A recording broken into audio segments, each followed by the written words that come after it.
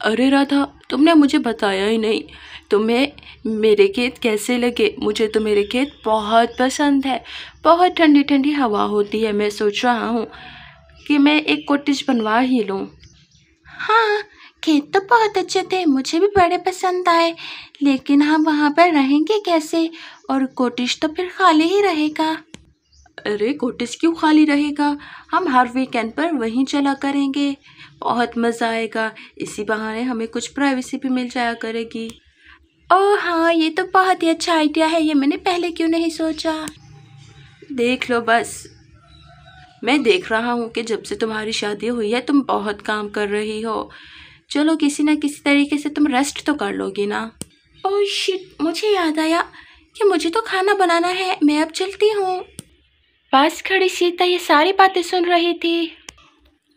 ओहो, तो अब ये राधा अलग घर में रहेगी। सबसे पहले शादी मेरी हुई, लेकिन अलग ही हो जाएगी। मैं अच्छे से जानती हूँ सारे खेतों पर देवर जी का कब्जा करने का इरादा है और अपनी बीवी को भी अलग ले जाएगा, जबकि मेरे जिम्मे ये बुढ़िया रहेगी। अभी मैं इसे बताती हूँ कि कॉटेज कैसे बनेगा। इसे मैं हमेशा के लिए इस घर में कैद करवा दूंगी, तब इसे जल्द पता जाएगा। लेकिन अगर ये यहाँ रही तो यह खूबसूरत सा घर इसका हो जाएगा। मैं चाहती हूँ कि ये किसी झोपड़े में रहे और वो सिर्फ खेतों में ही बन सकता है। हाँ, ये ज़्यादा ठीक रहेगा, लेकिन मुझे नहीं पता कि माँ जी इसके बारे में क्या कहेंगी। मुझे जाकर उनसे बात करनी चाहिए। ये कहकर सीता वहाँ से जाने लगती है।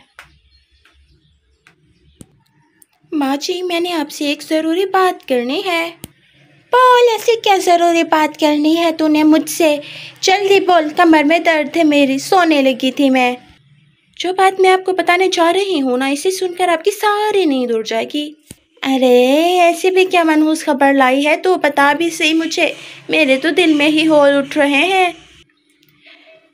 मैंने अभी अभी सुना कि श्याम राधा से कह रहा था कि वो अलग घर में रहना चाहते हैं और वहाँ पर राधा कह रही थी कि मुझे माँ जी रहने नहीं देती खुशी से।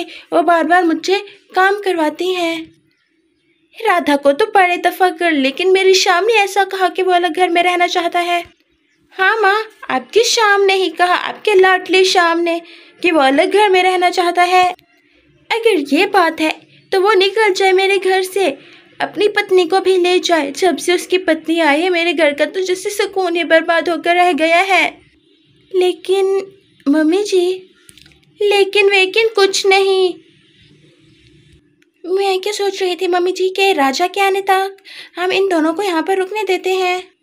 कोई ज़रूरत नहीं राजा के आने तक। मैं इन दोनों को घर से निकाल रही हूँ, दोनों दफ़ा हो जाए मेरे घर से। मैं उन्हें बता कर आती हूँ। अरे भाभी, आप यहाँ पर आइए, बैठिए ना। नहीं, मैं यहाँ पर बैठने नहीं आई, मैं बस ये बताने आई हूँ कि माँ जी कह रही हैं छोटा मोटा कॉटेज बनाने की ज़रूरत नहीं है। तुम दोनों पति पत्नी यहाँ इस घर से चले जाओ। ये कैसे बात कर रही हो भाभी?